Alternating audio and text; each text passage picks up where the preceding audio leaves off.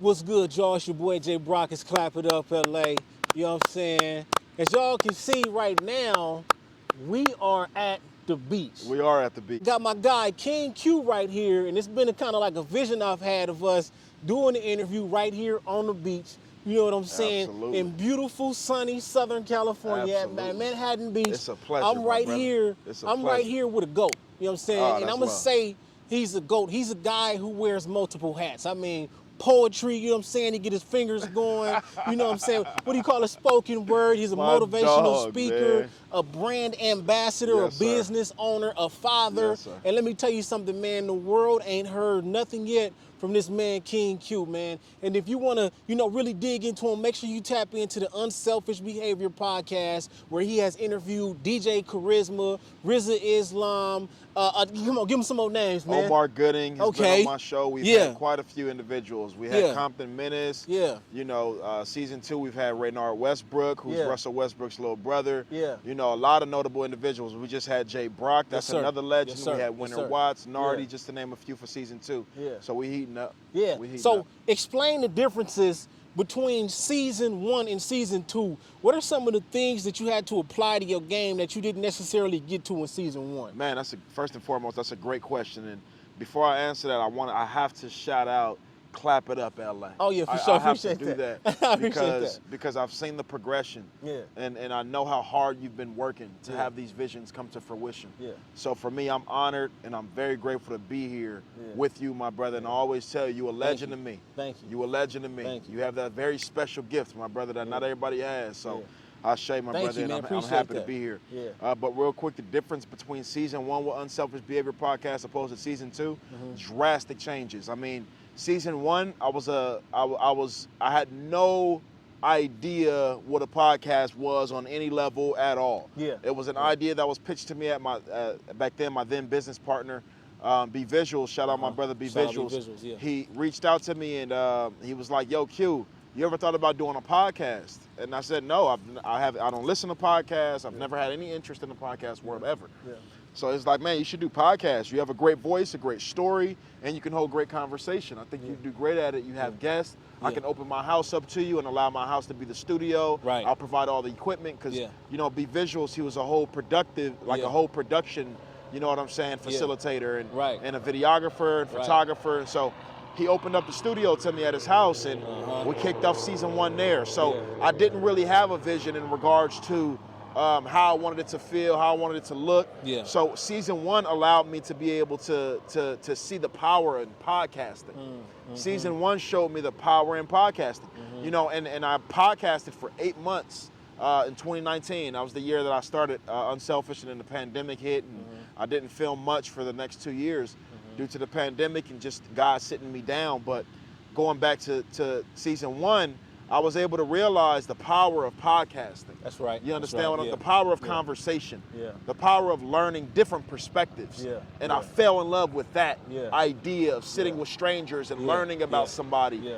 Because as you know, we live in a world to where we are very disconnected as a people.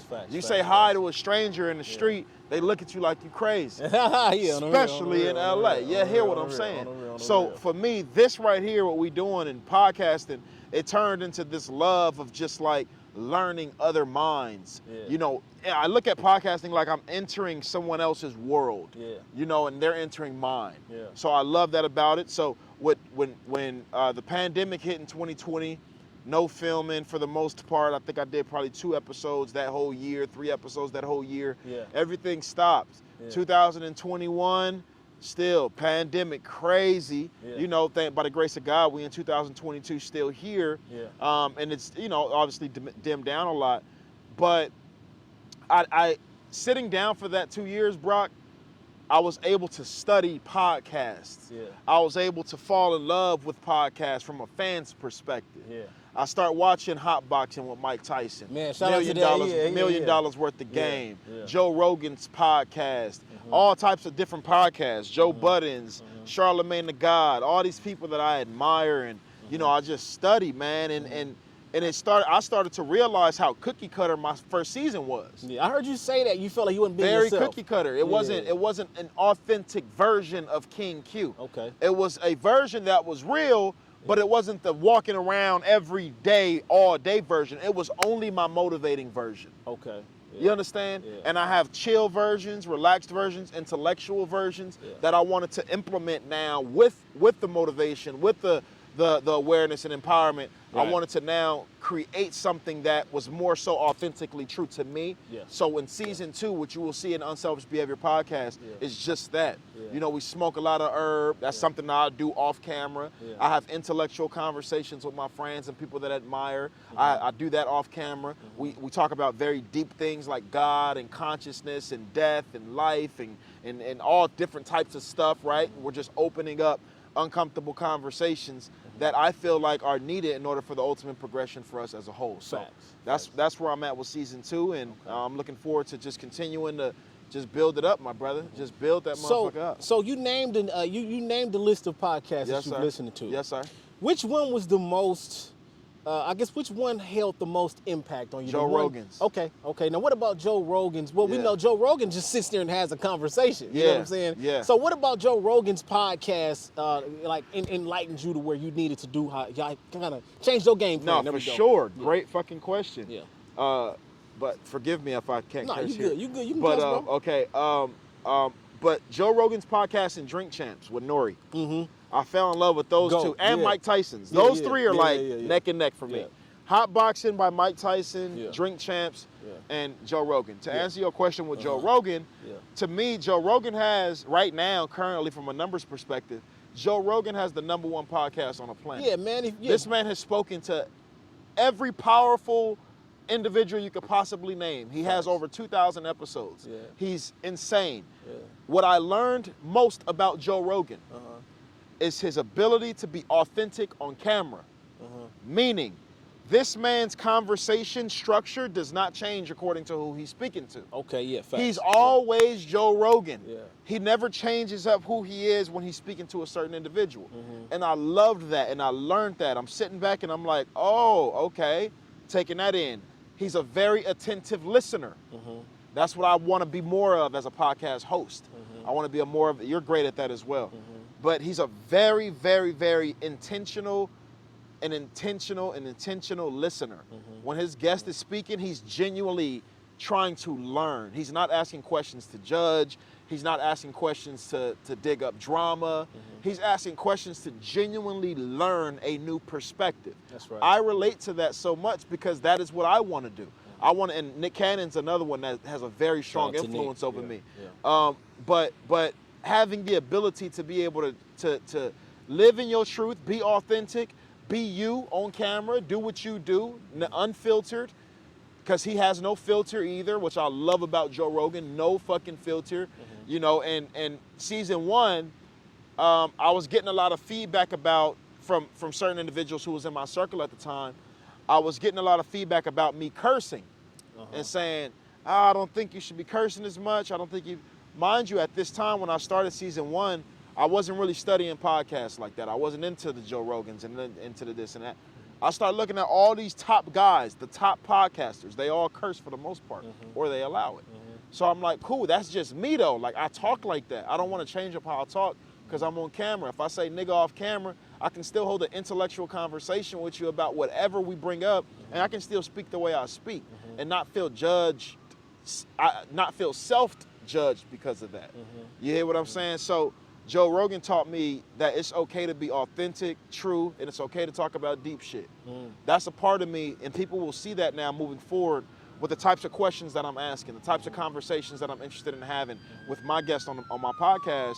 There are more deep-rooted conversations in humanity and history and science, and I'm just interested in that. I just love those conversations. And seeing Joe Rogan do it, I'm like, okay, he's #1 in the world. Facts. If he could do it, I damn sure could do it my way. I'm not Joe Rogan. I'm not going to try to, no, I have those conversations off camera. I just didn't know it was an audience for that. He showed me it's an audience for that.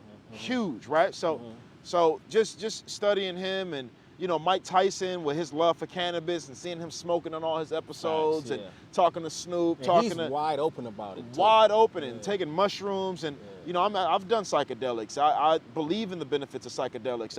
I you know, partake in cannabis, you know what I'm saying, regularly, and it is helpful for anxiety and depression and clarity and things of that nature. So seeing all these guys, you know, Noriega with Drink Champs, seeing him being able to drink and be like still be able to get his questions off even while he's drinking and having a good time with his boys. I wanted to implement a chill, relax, and I know this is a drawn out question. No, it's cool, bro. I'm sorry, a drawn out answer. You know me. Once I get going, baby, you know. know. This is Q's opportunity to talk about everything. Yes, sir. King Q. Yes, sir. Yes, sir. King yes, Q sir. do interviews, but it's time for King Q to talk about him love, and talk how you want to talk. Do your thing, bro. Love. But yeah, bro, like Noriega, just seeing his setup. I love his setup. Drink Champs has my all-time favorite setup. No, facts. Like, I love it, I love their table Make some setup. noise. Make some noise. You know, you got everybody up in with there. the energy. Man, I love it. I love it. Got the different sponsors and bottles. It's colorful. You know, it's just so laid back. It's laid back, right? Man. And it's just like, it's like a party. I don't know. It's like a party. Yeah, like a little kickback. It's a little kickback. People get super drunk. People get super high. Yeah. You know, I love it so much. Now, what I want to ask you is, what similarities throughout your life can you relate to with Joe Rogan? What have you heard that Joe Rogan has been through in life that you can say, you know what, I've been there or I've been close to that? His fascination with wanting to kill his ego. That's one of the main things he talks about, and that's one of the first things that drew me to him. Okay. He's fascinated with this idea of... What does that mean, to kill your ego? So to kill your ego. So we all have an ego. Every human has an ego, meaning your ego is the thing, that voice that tells you you're right and somebody else is wrong. We've all done that. We're all guilty of judgment. Right? All humans judge something. We're not, you know, so the ego is the factor that allows you to be able to see like something from a certain perspective and for you to just say that's right and you're wrong. So AKA different things like politics. These are all ego-driven communities. In my opinion. I could be completely wrong. But I believe that politics and sexuality and religion and all these different entities that were created from the mind of somebody, let's be clear, they were created, all ideologies came from somebody's mind. You looking at a certain thing and saying, that's right, you wrong, why are you living your life like that? Why are you doing that? You shouldn't be doing that. All of that is ego-driven. Something inside of you is saying that your opinion means that much to where you can go around and tell other people that theirs is wrong. You've convinced yourself that you are God now. You got all the answers. You know, this is what you're supposed to do because of this, and this is what... No, that's your ego. You know, when we get into arguments with our friends and with our girls and with, you know, our guys, a lot of it is ego. It's all ego. You trying to tell her that how you see life is correct and how she see life is wrong.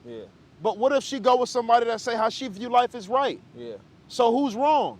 Do you see what I'm saying? So I view life as like, if everybody was stripped of their ego, there would be world peace.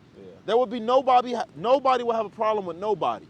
The reason why you hate is because you have an ego. The reason why we're jealous is because we have egos. The reason why we get envious is because we have egos. Same thing. The reason why we get confident is because we have egos. Same reason why we want to be around certain types of individuals, places, platforms, things. We talked about it before we got here.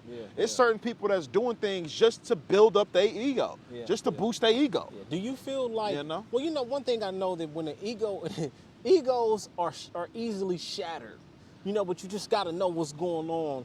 And sometimes you can shatter somebody's ego by accident. You know what I'm saying? Ego be so high. Someone said that ego is just, I can't think of the exact words, but they said that ego is pretty much an overpowered version or over something, but basically saying ego is basically to protect your insecurities. So kind of so to speak, like I agree with that. Your ego is basically a present of insecure. I don't know how to explain it, but whatever it was, that was along the lines. Right. But so when people's ego are shattered, they kind of like, you kind of really see who the real them are. So I got to ask you about politics and these opinions, especially nowadays in this world. You know, a lot of topics are very sensitive.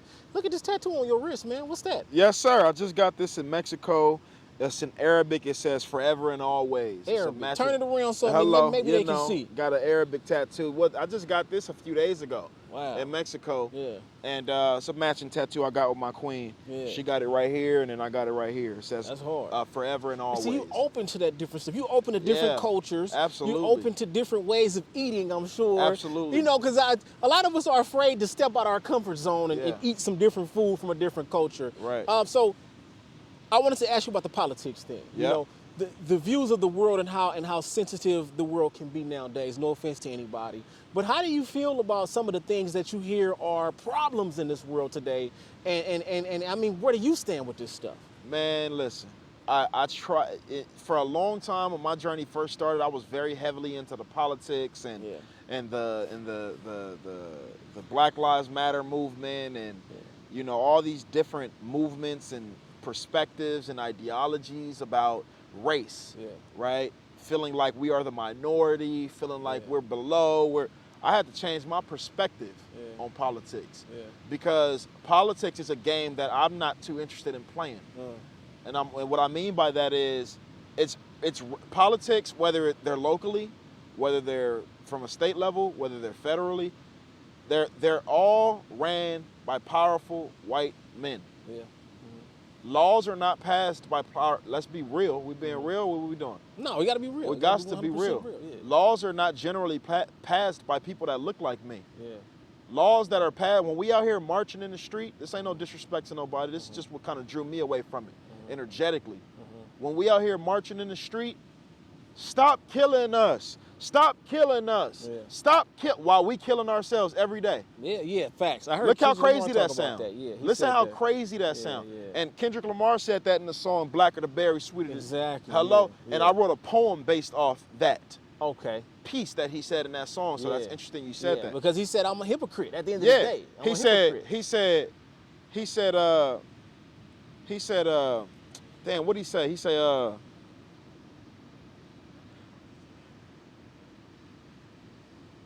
damn, how he say it? He said, why did we something when Trayvon Martin was in the street, when gang banging make me kill a nigga blacker than me? Hypocrite. Yep. Yeah. Hypocrite. Why do we do that as a people? Because we programmed to, Brock. It's like it's okay for us to do it to us, but when somebody else do it, we got a problem. That's it. And again, I thought about it like, you know, the things that go on, us walking around killing each other, but it's not only us though, so let's make that clear. It's not only us that do it to it, but we are magnified in this. The spotlight is on us. We're taking our numbers down. You know what I'm saying? If a war broke out and all we had was us against them, they got 40,000 and we got 25,000. Why? Because we've been killing each other off so bad. And my thing is this. I would much rather decide to, because I'm one to believe that the reality that you experience out here with your eyes, the reality that you experience, the things that you see, the things that you encounter, the things that you experience in your life are all based off your perspective of life. So I would much rather change my lens and take the race wars, the protesting, the injustice. I'm gonna take these glasses off and I'm gonna put these glasses on that says all humans are family members. I'm gonna just do that one. Because when I got these, and let me bring some light to what I mean with that. And I'm not the type of person where I care too much about how other people feel about what I perceive life to be. You shouldn't though. You know, but for me, just to shine some light on that. Do we have history of injustice in this country? Yes. Do we have a history of injustice in this world, on this planet? Has it been all type of crazy, wild shit going on for thousands of years? Absolutely. Absolutely. Can't take it away from nobody. To some degree, has everybody been through pain? Yes. Part of life. Do we all die, no matter your color? Yes. Do we all have the opportunity to change, no matter your color? Yes. Do we all have the opportunity to be able to be better, right? You see where I'm going with it. So, at the end of the day, ain't nobody above nobody. We all eye to eye. The only reason you think that man is above you, or this organization or this race of people is above you, is because that's the lens you got on your face. Change your lens. I learned this from my brother Garen Jones, one of my mentors, multi-million-dollar man. He says, Q, when I was homeless, he was homeless. He said, when I was homeless, I met a homeless guy. When I was homeless, I met a homeless guy at the gas station. The homeless man asked me for money. My response to the man was, man, you probably got more money than me. The response of the homeless man to him was, change your mindset, change your life. What that meant for him was, and that blew his mind immediately. I relate to that so much. Change your mindset, change your life. Change, like we only fight for what we were taught to fight for. The only reason you fighting is because somebody told you to fight for that movement or that organization or that crowd or that religion or that perspective. This does not make anybody wrong. This is my perspective on life. My perspective on life is nobody's right and nobody's wrong. Nobody's right, nobody's wrong. All is well. If it works for you, do it. If it works for you, do it. If it's making you a happy, beautiful, more productive citizen, do it. I have no business coming into anybody's life and saying, hey, this is wrong what you're doing. You shouldn't be doing that. Does it make you happy? Does it benefit you? Of course, I'm not talking about things that are detrimental to you that are obvious, like drugs, being addicted to sex and pornography, child molesters, murderers, killers, thieves. I'm not talking about that. I'm talking about individuals that are doing things that work for them from the perspective of happiness. They're thriving. They feel alive. They feel like a productive human being, you know. And for me, I don't have a perspective on politics because I don't involve myself in it. I'm not a part of that. That's not the world I want to live in. So when I got that lens on, I'm focusing on protesting and war and fighting and being unhappy. And they just killed another black man in the street. They just killed it. That's not to diminish the movement because it's happening and we need those voices. I'm just saying for me, energetically, it don't work for me no more. I don't want to be a black activist. I want to be a humanitarian. I want to stand for all people. I want to stand for everybody. I want to stand for injustice everywhere, whether we're doing it to ourselves or whether they doing it to us. I want to stand on both sides and say, yo, that shit ain't right. We shouldn't be eating like that. There's no reason why we still going to the doctor when we got all these herbalists in our communities that are kicking game and we laughing at them because we call them fraud. And you hear what I'm saying? So it's like, and that's, you know, especially now in the social media days, that feedback, you get it faster than ever. You know what I'm saying? Because even from time to time, I had an interview, right? I didn't have microphones yet. So people was commenting, man, you need mics, man. The sound going in and out, you know, and sometimes you may not want to hear that yet, and still, it's very important into the way that we move, and you got to learn how not to be so sensitive to that. You know, that's feedback. What social media is. Social media will definitely help you understand that criticism and that feedback is there and it's right in your face. You know what I'm saying? And it's necessary. Yeah, it is. It's necessary for progression. I don't want nobody around me that's gonna always tell me I'm doing a good job. Tell me when I'm slipping so I can progress. How I'm gonna get better? How I'm gonna get better? So it's always room for improvement, no matter what heights we reach. And we're gonna reach some heights, you know, on this planet. We for sure are, but no matter what heights we reach, bro, it's always room to grow. It's always room to grow. I came to the conclusion of myself the other day. I said I will never stop working on myself until the day that I die. That's right. Because I mean, really, when you think about it, that's life. That's the mission. Ain't never gonna stop. I don't want to stop growing. You know what I'm saying? I don't want to stop getting better. I don't want to stop learning from other people. I don't want to. There's no height to how big we can go in this world. You know what I'm saying? Right. So speaking on that, when you're speaking on your growth, there have been a series of things that have taken place in your life to where you've had to fight and keep going and grow out of that. We were talking earlier off camera about how you went from homeless to driving a drop top like you said you wanted to do on Imperial Highway. Now, when you think about, how often do you sit up and think about where you came from to where you are today, being homeless, going through trash cans? You know what I'm saying? How often do you think about that? Every day, bro. Every single fucking day. It's not a day that goes by and I don't think about my homeless journey. And for those of you who don't know, in 2017, 2018, I was homeless. Real life homeless, like on the streets, sleeping on buses, sleeping in parks, park bleachers, homies' houses, showering at 24-hour fitness, showering at Planet Fitness, using people's memberships to, you know what I'm saying, go get a shower in, sleeping in my homies' cars, my homegirls' cars, like really out there for 2 years. And I realized, it's funny because I realized while I was homeless what God was doing to me. I realized while I was going through it what he was doing to me.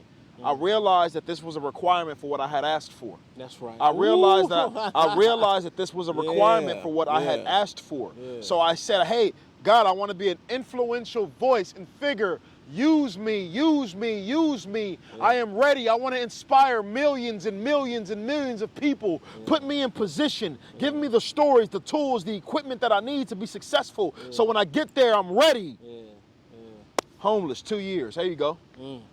Handed it to you. I'm going to give it to you. Oh, you ready? Here you go. So I knew every day that I was homeless, and I documented my homeless journey. It's going to be a documentary one day. Okay. They're still all in my Google files. I'll show you some footage after when we get off.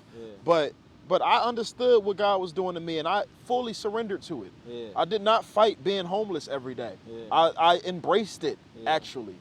Like, I embraced the shit. I embraced being hungry, sitting on a motherfucking bus stop on Olympic and Pico, and sitting there looking around like, not Olympic and Pico, Olympic and Figueroa, right over there by the Staples Center. Sitting at the bus stop, no money in my pocket, nobody to call to borrow no money, hungry as hell, ain't ate all day, sitting at the bus stop, no destination, don't know where I'm about to go. I got my 2 luggage bags with me, 2 big ass jackets on me, King Q right here, sitting at the bus stop, homeless in 2017. Life hit my ass, boom. Here you go.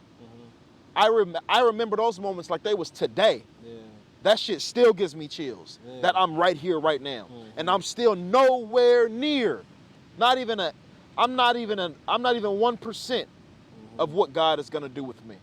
And I feel that, and I know that, and I say that humbly. When you have a clear sense of direction and you have awareness of who you are, J.Brock, it ain't nothing nobody can ever tell you. You stand on that.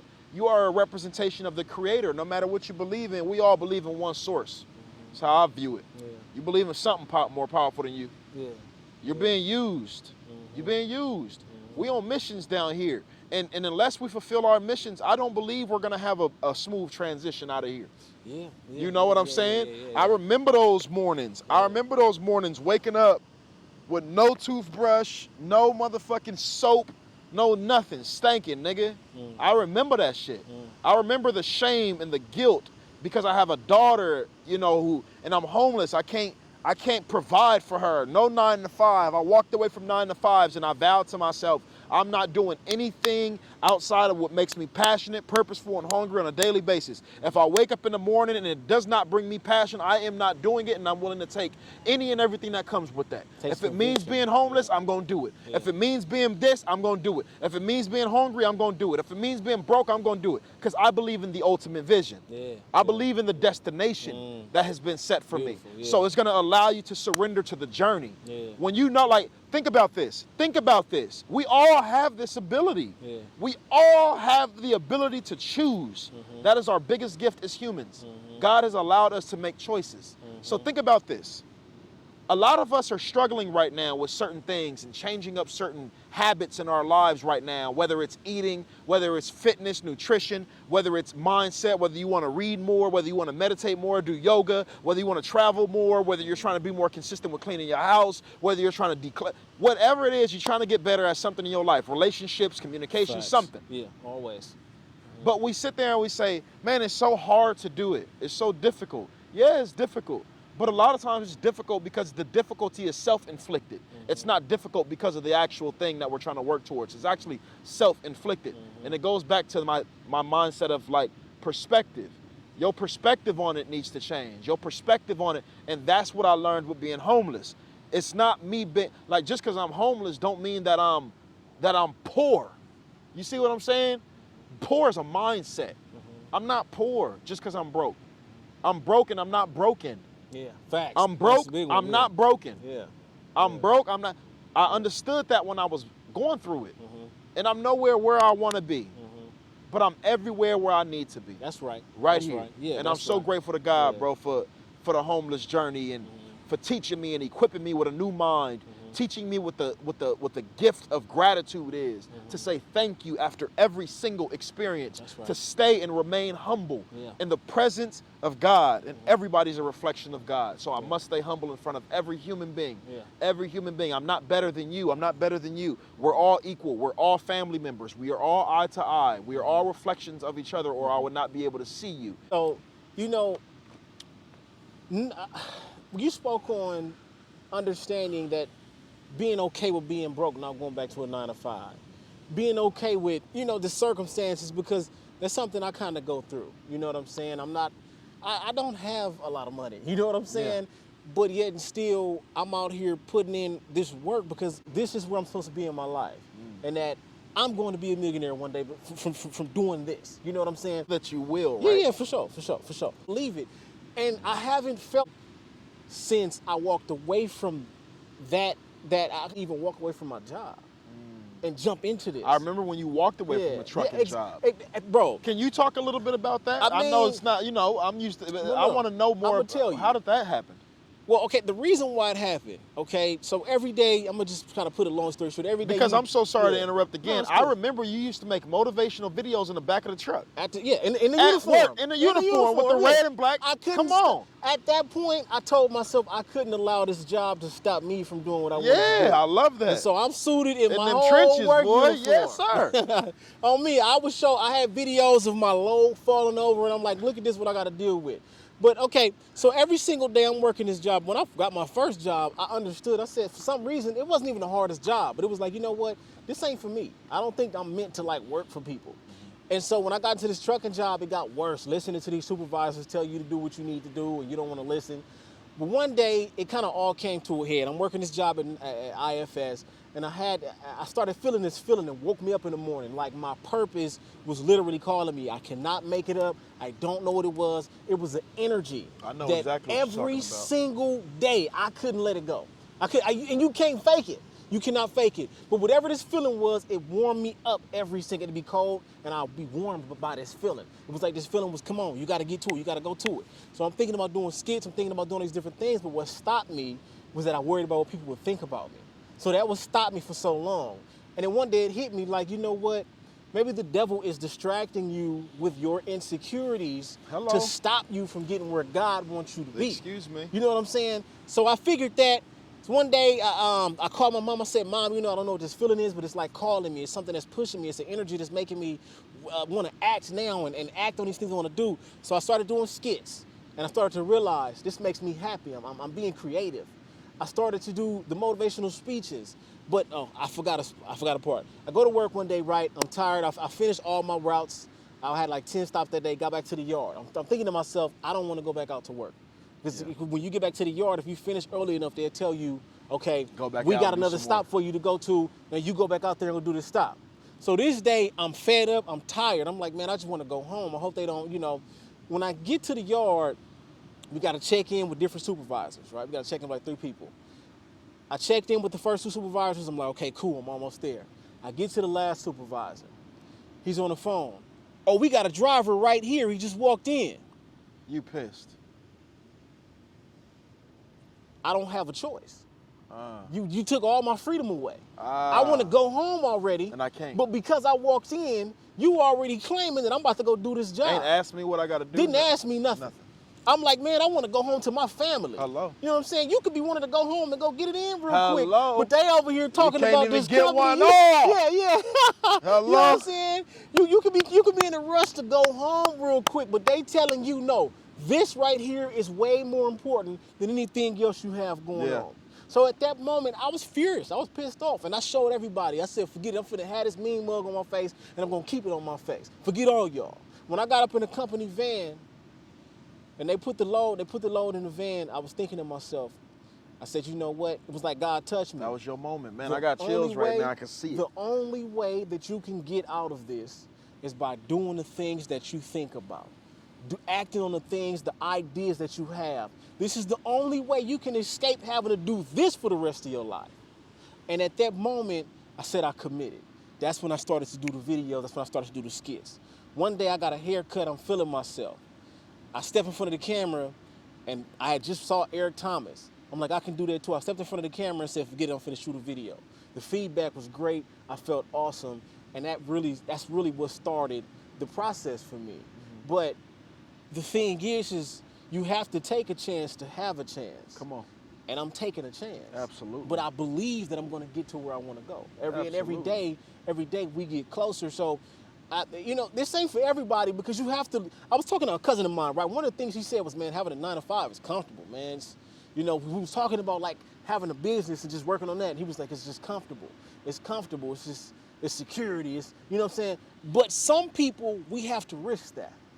Some people we have to risk that.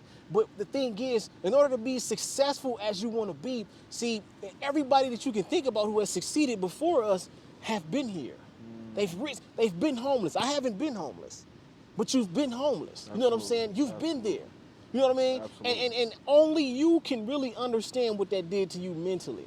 But for you to be standing where you are today, we're at the Blue Moon Hookah Lounge. You see the fit. You know what I'm saying? Like I said, I get on him about the car he drive because I'm impressed. I'm amazed at the fact that the homie driving the car he driving.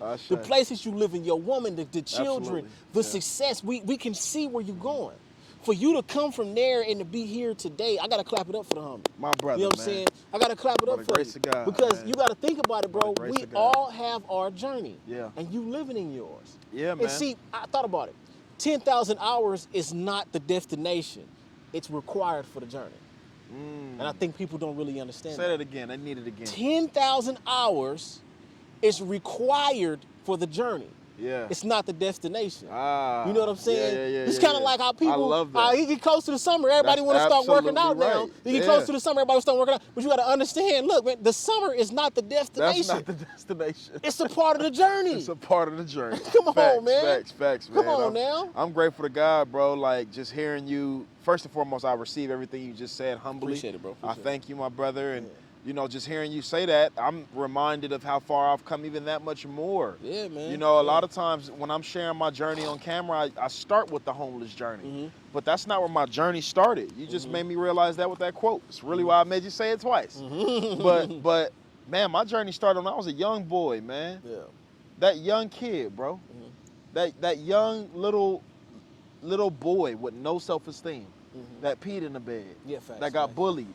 I relate to you. That was the youngest and hung out with all older cousins and my brother 3 years older than me. I was always the youngest my whole life. I was always in the way. I was always, damn, Q gotta come. I was always, you know, I shared friends with my brother for the majority of my life. You know what I'm saying? Because I thought my identity was caught up in him. I lived in my brother's shadow my life, my childhood, my whole childhood. In the majority of my adult years, my early 20s.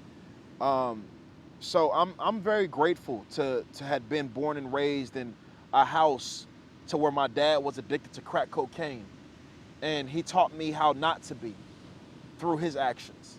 I'm grateful for that. What are some of the things that you would see? Because all of us, we don't come up in that. Yeah. So if you could give us a visual of what that may be walking into the house and seeing that, give us a visual or maybe even a memory that you can safely share comfortably, you know, to where we can kind of see what's really going on. I remember vividly being asleep and being woken up out of my sleep by my mom and my dad fighting.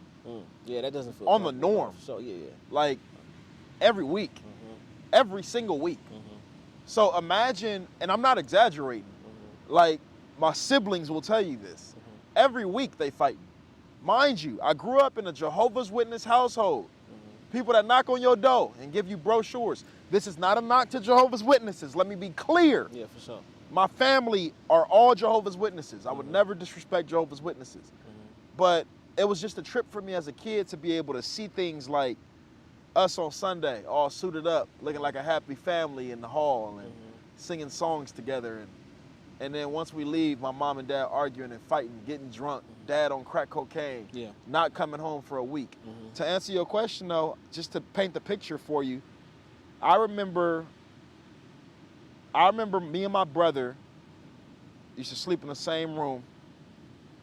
And I remember my dad getting off work and not coming home. Like for example, my dad would get off work at 8 p.m. He not coming home. You don't see him until 2, 3 in the morning. When we was young, I never really knew where he was at. I didn't understand relapse. I didn't understand, oh, your daddy relapsed again. He relapsed. Yeah, I used to hear that word a lot growing up. Relapse. Oh, about to relapse. Oh, crackhead daddy, he relapsed. I never knew what that was. So my dad used to come on. I remember my dad waking me and my brother up, giving us a wad of cash to hold. And then he would give himself a budget for the crack. Because he knew if he had all his money, he gonna spend it all on the crack. So he would come, bro, literally, my dad always made paper. You understand what I'm saying? My dad always made paper, bro. So he would come, give us stacks of money, and tell us to hide it. And he would, bro, we young, bro, 8 years old, 9 years old. My dad telling me, like, hide this money, and if I come back and ask you for it later, then that should give me chills, bro. Yeah. Like what? Yeah. An 8-year-old kid, you giving him $2,000, saying put it away, and if I come back basically as a zombie and ask for it, don't give it to me.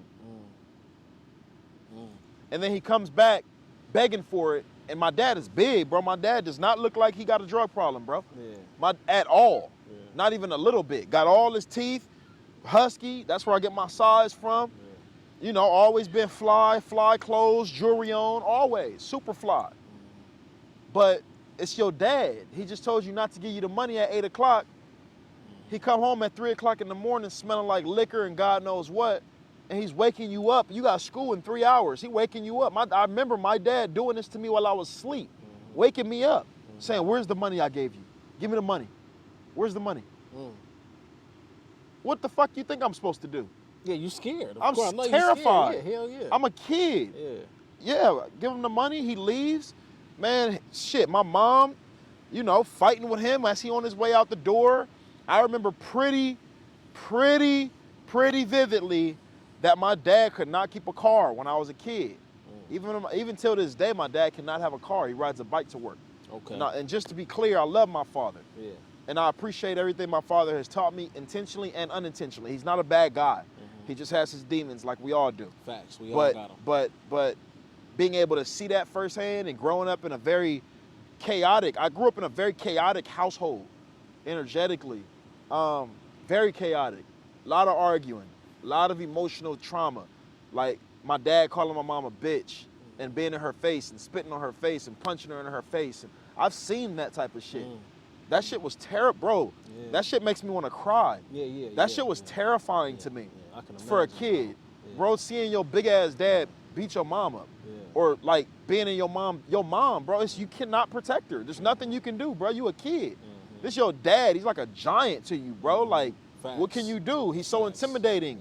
You go to school suppressed with all this anger. I remember when I got into poetry in 6th grade. It started with me journaling. In 6th grade. I would just go in 6th grade, bro. I was 12 years old when I got into poetry. And I didn't even have an expectation. I just started to journal. And so what I started to do was I started to go to school and just journal. Bro, I was a crybaby. Still am till this day. I told you that earlier. And I've learned to embrace my sensitive side. But I'm a very highly emotional individual. I have no problem releasing and crying. But I've always been like that when I was a kid even. I used to journal and be crying in class because I was up all night and my mom and dad was fighting. I don't have no counselor. I don't have no therapist. I don't have no big brother, no big sister that's pulling me to the side and talking to me. Teaching me how to exude energy and how to get rid of anger and suppression. So we lashing out at school, failing tests, not being able to be focused, fighting at school, selling all type of shit at school, fucking with the girls at school, getting arrested at school, getting suspended at school, getting expelled. Everything I just named, I have done in school. I was a very bad kid in school. I did not like school at all. I didn't like being in class. I did not learn well. I was not an easy learner. I've always knew how to read very well. Like that's where a lot of my articulation comes from because I've always been a bookworm since I was a kid. But I've always sucked at math, bro. I've always sucked at science. I've always not been good at much of anything in my life. So I grew up with that mindset. I'm not good at nothing. I suck at everything. I have low self-esteem. I'm a scared little boy that always feels like he has to protect and guard himself. 25 years old is when my journey became what you see today. When I was 25, 26. That's why I tell people to be patient with your journey. Yeah, for sure. Stop rushing your journey. Stop comparing your journey to Johnny down the road. Don't compare your journey to nobody's journey. Your journey is uniquely designed for you. Exactly. Yeah. There's no such thing as comparison. There's no such thing as not being where you're supposed to be. You right where you're supposed to be. Embrace this. Because when you there, what you gonna be thinking back on? This moment. Yeah, facts. J.Brock, you're gonna be thinking, you're an amazing brother. And I know you already know this, but bro, the man you're gonna be in 5 years, the man you're gonna be in 3 years, is gonna blow your fucking mind. Yeah. And you're gonna remember this moment like it was yesterday. For sure. When we watching this on YouTube 5 years from now and seeing where our lives are at, incredible. Bro, you're gonna be like, that nigga wasn't playing with y'all, bro. I'm not playing no games, bro. I feel what you just described. That feeling inside of you that says you have a higher calling. You have to be out. You have to speak. You have to embrace. You have to model for people. And it's spiritual, that's my purpose. My purpose is to model possibilities for human beings. It's to model what's possible. You can come from nothing, trauma, pain, heartache, letdown, failure. All I've ever done in my life is failed. That's all I've ever fucking done. I have failed tests. I have failed relationships. I have failed myself. I have failed my parents. I have failed every aspect of life already. So I embrace the shit. It's a part of life.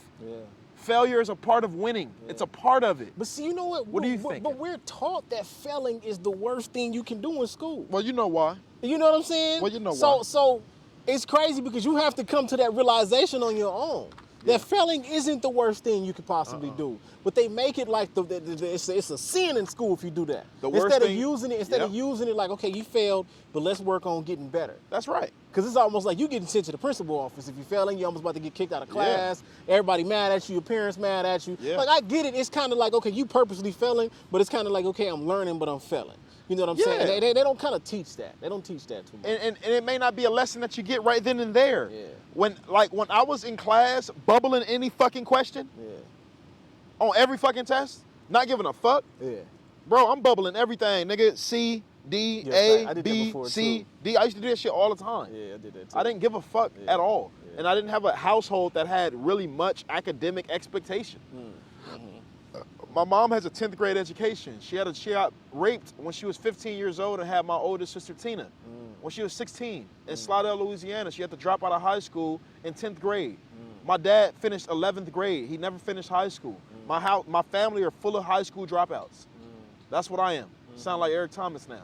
Like, I didn't finish high school, bro. I loved money too much. I loved money too much to where it was, I didn't have no expectation of school.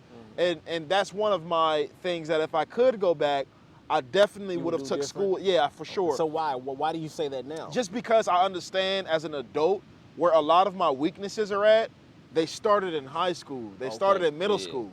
I remember being lazy on trying to figure out solutions to problems when I was in school. So now as an adult, one of my weaknesses is sometimes I find myself being too lazy with trying to figure out a solution. I try to find the easy way out of things, and then I have to call myself out on it and say, no, that's the 13-year-old version of you. That's that 10-year-old boy that was in class that didn't want to finish that test and that wanted to bubble in everything so he can go to recess and go play. I wish I was more disciplined. I wish I would have learned the power of discipline at an earlier age. Back then, when I was in middle school, when I was in, because elementary I was a great kid. Middle school, you get put on the girls, you get put on the money. That's when High school, it's a motherfucking rap. You are who you are by the time you get there. Whatever you into, whether it's sports, girls, gambling, drugs, whatever. High school gonna give you the platform to do whatever, be all you can be. I mean, because you kind of start to really get the freedom in high school. Oh yeah. Because you're not like a little middle school kid. So by high school, you are already experienced. You almost grown. Life. You know what I'm saying? So okay, now you are on the path of being super successful even without school. Do you feel like you have a plan to ever go back, maybe take online class, something like that? Not from the perspective of any type of degree or diploma, no. Okay. Because they're superficial to me. They mean nothing in the real world. I have had, and I'm gonna tell you how I know this. This man right here, has had 17 jobs. 17. I've had 17 jobs. I probably worked for every fucking organization you can name. I have held positions in companies that have required bachelor's degrees. This is not no cap, as they say. I've held positions to where you need to have a master's degree. And I got hired for that position. Why? Because character means more than that fucking paper. Articulation, communication, networking, people building, leadership skills means a lot more than you just having a degree. And this is not a knock for anybody who has a degree. We're in such a, isn't it crazy how our world is so sensitive that we have to give disclaimers after we say every fucking thing. Yeah, for sure. Yeah. You know, it's okay. Y'all a lot of people out here are very sensitive, so I'm sorry if I'm offending you. To nobody, but I'm not sorry. Yeah. So the truth is the truth. So I've held positions that have required these artificial papers. How do you have 17 jobs and all of them require a high school diploma and not one of these organizations checked if you actually had one? Mm-hmm. Not one of them. Mm-hmm. Not one organization I've ever worked for has ever said, bring me your high school fucking diploma. Mm-hmm. Mm-hmm. Not one. Mm-hmm. But what do I put on the paper? I got a high school diploma. Oh, you got away with that. Yeah. 17 times. Yeah, 17 times. Goodness gracious. Yeah, 17 times. And that taught me, oh, that paper don't mean shit. Mm-hmm. See, this is the ego. Let's go back to the ego. Mm-hmm. A lot of people are in college and don't want to be. Facts. Yeah. A lot of people want to just pick up degrees just for their ego, just to make them feel like they are the man or the woman, for sure. Without actually utilizing the information that you learned for 4 to 6 to 8 years. Yeah. How many people do we know that went to college, are broke and in debt, and not even practicing the thing that they went to college to major for? Too many. Too many. Yeah, too many. I don't want to follow that fucking road. I don't want to be sitting here asking Joe Biden to clear my fucking student debt. I don't want to be a part of that. I don't want to go to school and learn nothing that these organizations got to teach me. I would much rather educate myself. That's what's going to break us free ultimately. Because when I educate me, ain't no bounds on what I can learn. Yeah, you could take African American studies in college, but it's only so much you're going to learn about your actual heritage and your roots. Facts. Opposed to actually educating yourself through family, conversation, doing what we're doing now, sitting with your grandparents, asking them questions, where you came from, what type of rituals was y'all doing, heritage, where y'all come from, the foods, the dance, and the music. This is all in your family. This ain't nothing that you got to go to college for. You are an African American. Right. You shouldn't have a white instructor teaching you about African American studies. Yeah, so you'll take it there. Hello, what are we doing? You look crazy. Yeah. So I think anybody, let me go back to my mindset because it's important to say this. I believe that all humans should do what works for them. Yeah, for sure. If college works for you, I'm going to clap it up for that. Yeah, let's have a moment. Yeah. If being a Christian works for you, I am going to clap it up for that. Let's go. Yeah. If being a Muslim works for you, I'm going to clap it up for that. Yeah. If being atheist works for you, I'm going to clap it up for that. If you support Biden, I'm going to clap it up for you. Yeah, facts, if you support Trump, I'm going to clap it up for you. If you support Nelson motherfucking Mandela, I'm going to clap it up for you. Yeah. If you support Dr. Sal, I'm going to clap it up. Does it work for you and make you a better human being? Yeah. All good, baby. Don't judge what I'm doing. That's my mindset on life. That's what Sharif's dad said on Menace to Society. Okay, break that down. I guess he was a Christian, and he said, you know what, if being Muslim is gonna help my son be a better man, then I'm gonna support him with that. That's right. You know what I'm saying? As we should. Because he felt it was more important to support him in that aspect because he just want to see his son doing good. That's it. He just want to see us. You know what I'm saying? So I understand it. I can understand that way of thinking. Now I gotta ask you, Q, when you know, because you're doing business with Blue Moon Hookah Lounge now. Blue Moon is more than a hookah lounge. Okay, yeah, sorry about that. It's one of the entities. Yeah, okay. One of them, but go ahead, please. Okay, now speak on this relationship and how it has helped you grow in what you do as a person. Exponentially, man. Like Jesus Christ, Blue Moon. Shout out to Blue Moon. Yeah. But Blue Moon is a company of brothers. It's about 7 brothers, if I'm not mistaken. These are all of my Arab brothers. They're all from Palestine. Free Palestine. Free Palestine. Yeah. But these are 7 brothers who have successfully established a business model and a brand and a movement and a family, an organization of people that are very close knit, that have multiple entities. So the Hookah Lounge is one of the entities. They also own the #1 diamond store in downtown Los Angeles, Blue Moon & Co. That's where I'm about to go right after this. Yeah. They also have a cannabis company called Blue Moon Meds LA. They've also owned pawn shops. They've owned a multitude of different things around the city. But they've allowed me to be able to utilize their platform and to collaborate with their platform because when, shout out to the owner, Omar, who's my brother. He called me last August and wanted to bring me on an official capacity with Blue Moon. Now, I've known Omar since 2015 by just going to the hookah lounge, seeing him. We've established a cool relationship. He became one of the homies over the years. This guy is 32 years old. He's my age. I'm 31. Yeah. He's 32 years old. Yeah. He has 12 businesses. 12. Ooh, 12 incomes. He's on 12 businesses. You know what I'm saying? And so I learned so much from him. He's one of my mentors, even though he's my age. He's one of my mentors. Yeah. I learned so much about business. I learned so much about relationships, building, how to treat people, humility. I learned so much from this brother. So he's put me in position to elevate my brand, to elevate my voice, to elevate my clientele, my audience, my crowd. So what I do for Blue Moon is I'm an entertainment manager. I'm also their booking manager for the lounge. Okay. So I'm booking the entertainment side of the lounge. I'm booking the management, the booking side of the lounge. For example, if you want to come in and utilize the space, throw a private event, throw a birthday there. If you want to come in and collaborate with us and come in as a partner and host a night, I'm in charge of all of that. DJs, entertainment, vendors, I mean, you name it. Photography, videography, bringing on you name it. We do it all.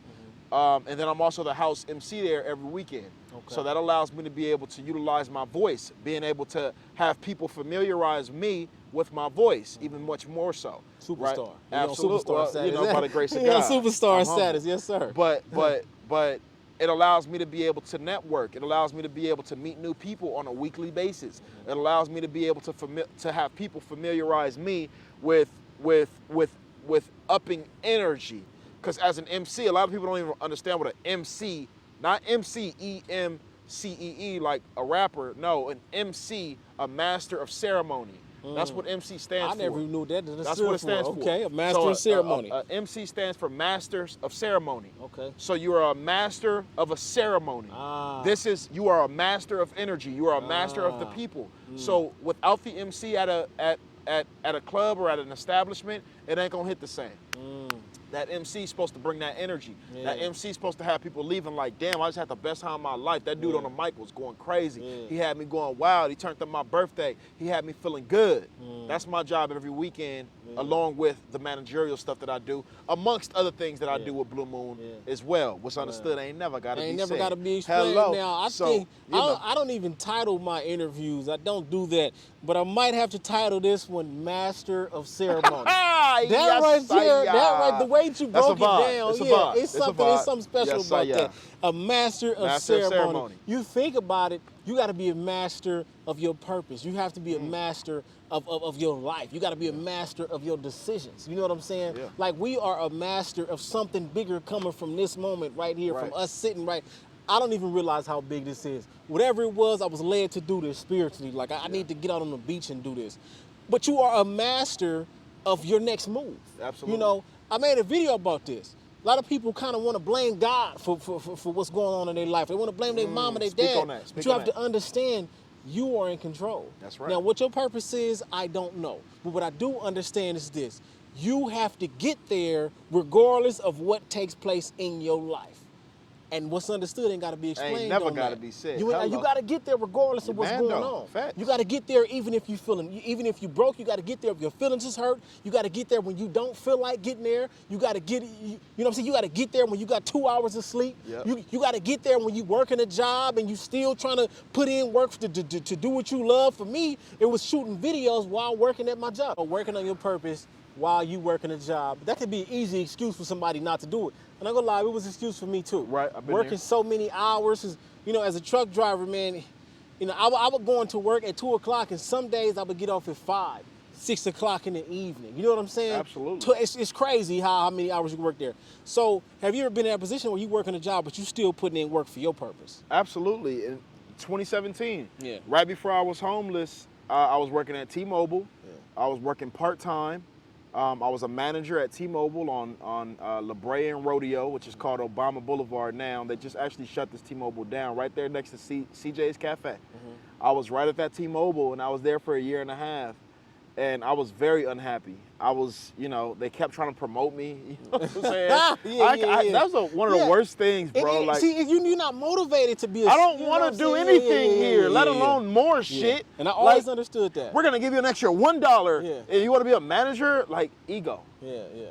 Yeah, I want to be the manager. Yeah. Just to have the title to make me feel more important. Yeah. Like, what the fuck? I don't want this shit. Yeah. Just me, not knocking anybody who does. Now, shout out to you if you're doing that. Absolutely. Do your thing. Keep doing your shit. But for me, that just never worked. It never resonated. Yeah. But yeah, to answer your question, I was at T-Mobile. Yeah. Right over there off in Baldwin Hills. Yeah. And I was performing poetry part-time, hitting up open mics when I could. And that was about it. I wouldn't say I was working towards my purpose because it was so new at that time. I was so like, still like kind of, matter of fact, at T-Mobile, no, I'm actually lying. No, that wasn't T-Mobile. Because I didn't start my poetry process until after I quit T-Mobile. Okay. Yeah. So no. Yeah. Have I ever worked somewhere while working on my purpose? Yeah. No. Because when I left T-Mobile, I don't know why I thought I did, but as I'm saying the story, I realized no, I actually didn't. Yeah. But I realized when I quit T-Mobile, that's when I said I'm jumping into something new. Like, I'm jumping into something new. I got broken up with from my then fiance. We both worked at T-Mobile. That's how I remember that. That was late 2016. Broke up with me. Said she was still in love with her ex 1 month before our wedding. Yeah, that's devastating right there. Devastated me. Killed me. Right? I was at T-Mobile. I quit T-Mobile and jumped right into my purpose. And so for me, no, I've never experienced that before, unfortunately. Have you?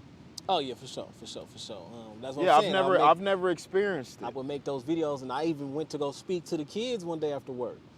As soon as I got off work, you had told me to come by that day. As soon as I got off work, I started straight over there. Am I tripping, bro? You could be. You said you worked 17 jobs. I'm sure at some point you started working. Yeah, like I feel like I'm tripping. At some point you started because to do I both. remember when I brought you out at ISIF in Inglewood, the middle school I was working at. Yeah. And I was developing workshops and curriculums for them. Yeah.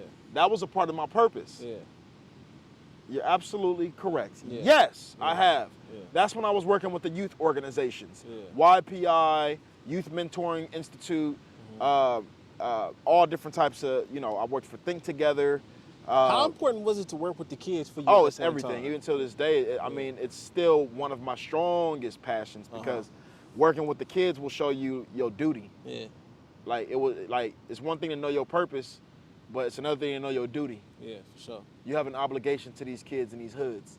While we sitting here sharing our stories, talking about how we didn't grow up with no mentors, how we didn't grow up with nobody to look up to in our hoods, they don't till this day. Like, it's a lot of kids in the hood right now that don't have that. That's where we come in.